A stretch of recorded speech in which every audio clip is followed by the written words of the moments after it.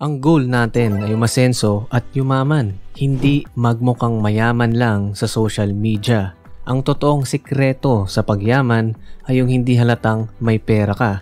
Kaya naman itong 8 dahilan kung bakit mas okay magmukhang mahirap para umasenso at makabuo ng totoong yaman. Pero before we start, make sure to like and subscribe. Kaya kung handa ka na, let's go! Number 1, may iwasan ang status trap. Ang status trap ay yung pakiramdam na kailangan mong magmukhang successful kahit hindi pa. Sabi nga ni Robert Kiyosaki, many people buy things they can't afford to impress people they don't even like. Kapag nagpapanggap kang mayaman, sinasakripisyo mo ang totoong yaman para lang sa likes at validation ng iba. Nagastos ka para sa likes and validation ng ibang tao na wala namang ambag sa future mo. Ang masama pa dito, imbis na magamit mo yung pera mo sa mas matalinong paraan, gaya ng investment, business o emergency fund, naubos mo ito para lang sa iyong image. Kapag nahulog ka sa status trap, mapipilitan kang panindigan ang lifestyle na hindi mo naman talaga afford. At kapag may dumating na emergency gaya ng biglaang bayarin, aksidente o nawalan ka ng trabaho, dun mo marirealize na wala ka palang naipon. Kasi lahat napunta sa pagpapanggap. Kaya kung gusto mong hindi maipit sa status trap, magpakatotoo ka. Ang tunay na success, hindi yan nasusukat sa brand ng cellphone, bagong gadgets o magandang kotse. It's how much cash you have when emergencies come. Ang goal natin ay umasenso at totoong yumaman. Huwag kang papadala sa pressure ng social media. Number 2, magiging matalino ka sa pera. Kapag hindi mo inuuna ang status or image mo, mas lumilinaw sa'yo kung saan mo talaga dapat ilagay ang pera mo. Hindi ka basta-basta gumagastos para lang may ma-post sa social media. Instead na bumili agad ng latest gadget, naisip mong invest ito sa bagong skill, small business o dagdag na income stream. Karamihan kasi sa atin nahuhulog sa tinatawag na hedonic treadmill. Yung cycle kung saan bumibili ka ng mga bagay na akala mo ay magpapasaya sa'yo ng matagal. Halimbawa, bumili ka ng mamahaling sapatos na Nike, kaya sobrang saya mo nung una. Pero pagkalipas ng ilang araw, nasanay ka na. Wala na yung excitement, kaya hahanap ka ulit ng bagong mabibili. Kumbaga, paulit-ulit lang yung cycle na ganun. Ang nangyayari, ang pera mo napupunta sa panandaliang saya, hindi sa totoong pagyaman. Sabi nga sa quote, you need to control money or it will control you. Ang mindset na nagpapayaman na hindi anong mabibili ko dito, kundi paano ko mapapalago ang halagang ito.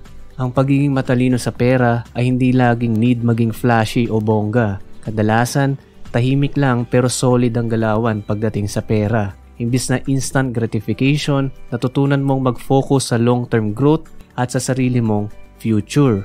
Pero teka, paano kung ang akala mong small expense lang naman ay unti-unti ka na palang nilulubog? Yan ang dapat nating pag-usapan sa next number. Number 3, may iwasan ang unnecessary na utang. Kapag hindi mo iniisip ang pagpapakitang tao, mas nababawasan ang chance mong mangutang para lang magmukhang mayaman. Maraming Pilipino ang napapasok sa utang hindi dahil kailangan nila, kundi dahil gusto lang nilang sabayan ang uso. Gusto ng bagong iPhone, bagong sapatos, at kung ano pang trending. Kahit hindi naman kaya ng budget. Kaya ang ending, credit card, utang sa kaibigan, o mga hulugan na walang katapusan. Ayon sa 2023 Credit Card Association of the Philippines, lumalaki ang number ng consumer debt sa bansa. Karamihan dahil sa lifestyle purchases at non-essential spending. Pero kung marunong ka magpigil at di mo pinoproblema ang status at image mo, malamang hindi mo kailangan mangutang sa mga bagay na hindi mo naman talaga kailangan. Mas pinipili mong bayaran ng full payment kaysa hulugan na may patong na interes. Magkakaroon ka ng peace of mind dahil wala kang hinahabol na bayarin buwan-buwan. Hindi mo kailangan mangutang para lang masabing in ka. Masarap sa feeling yung wala kang utang at ikaw ang may control sa pera mo, hindi ang mga due dates. Number 4, mabilis makakaipon at invest. Kung di mo pinapakita na may pera ka, mas tahimik kang nakakaipon kapag hindi mo ginagastusan ang pagpapasosyal. Tulad ng designer bag, everyday milk tea, o frequent gadget upgrades, Unti-unti mong makikita, may natitira pa pala sa sweldo mo. At dahil di ka pressured na gumastos para magmukhang mayaman, mas mabilis din ang growth ng savings mo.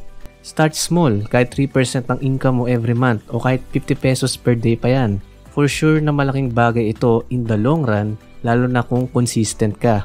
At kapag meron ka nang naipon, pwede mo na itong i-leverage. Pwede mong paikutin sa maliit na negosyo o kaya i-invest sa MP2, mutual funds o kahit sa isang sideline na kumikita. Ang tunay na payaman, hindi maingay. Kaya mas okay nang hindi halatang may pera ka. Basta ikaw, alam mong may laman ang wallet, may savings sa bangko, at may plano ka pa para sa future mo. Number 5. May kilala mo mga taong tunay sa'yo. Kapag simple ka lang, walang mga mamahaling burloloy, makikita mo kung sino talaga ang nandyan para sa'yo, hindi dahil sa pera mo. Wala silang pakialam kung anong brand ng sapatos mo, kung nakabagong cellphone ka ba, basta ikaw ay ikaw. Dahil sa tahimik at simple mong lifestyle, lumalabas yung mga taong genuine, yung hindi base sa status ang paikisama, kundi yung totoong nagmamalasakit. Mas okay na kokonti lang ang nasa paligid mo kaysa sa napakarami pero sa totoo lang, pinapakisamahan ka lang dahil sa pera mo. Sabi nga nila, you don't lose real friends when you stop showing off. You lose fake ones. At once na-establish mo na yan, mas madali ka nang umasenso kasi alam mong hindi mo kailangang gumastos para lang mahalin o pahalagahan. Sila rin ang mga taong magiging solid support system mo habang ginagawa mo ang mga pangarap mo sa buhay. Kasi kapag dumating na ang panahon na umasenso ka, sila rin ang matutuwa genuinely para sa'yo at hindi dahil may makukuha silang pera sa'yo. Number 6. Maiwasan ang masasamang loob. Ang isa sa pinaka-underrated na advantage ng pagiging simple ay hindi ka target ng masasamang loob. Sa totoo lang, sa mata ng kriminal at ng mga mandurugas, ang taong mukhang mayaman ay parang walking target.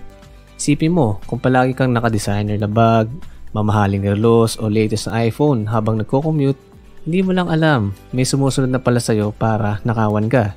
Hindi dahil sikat ka, kundi dahil mukha kang may pera. Pero kapag mukhang regular lang ang lifestyle mo, simple manamit, hindi masyadong maingay at pasikat online, mas ligtas ka. Hindi ka pinaghihinalaang may pera, kaya walang masyadong threat. At hindi lang ito sa kalsada, pati sa loob ng circle mo. Kapag mukha kang laging may pera, may mga taong mapagsamantala. Yung mga palaging, pautang muna, pahiram, libre mo na, o kaya i-scamming ka pa. Pero kapag simple ka lang, low profile, hindi halatang may pera, mas hindi ka target ng mga masasamang loob.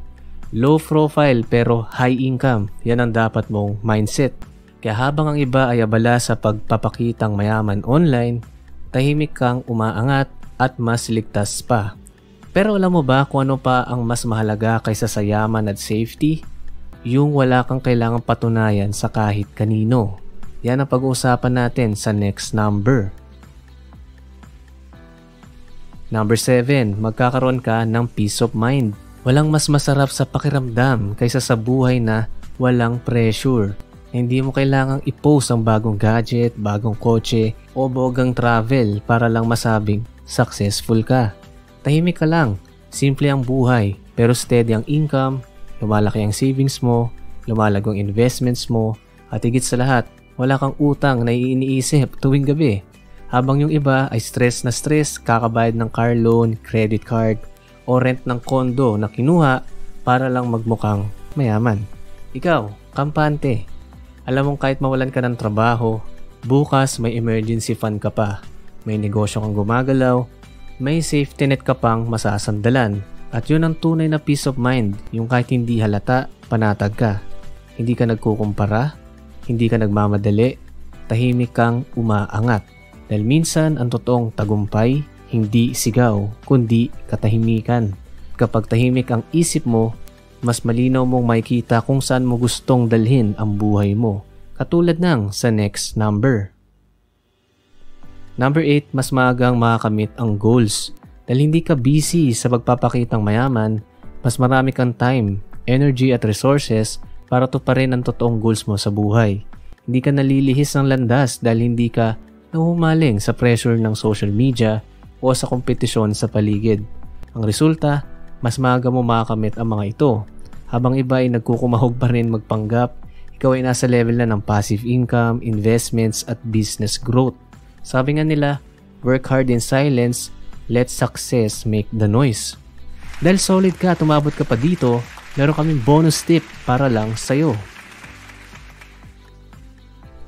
Number 9, more investment sa sarili. Kung gusto mong umasenso, dapat ikaw mismo ang pinakauna mong ginagastusan. Ang kalaman, skills at mindset na meron ka, yan ang pinaka-solid mong asset. Hindi mo mawawala kailanman.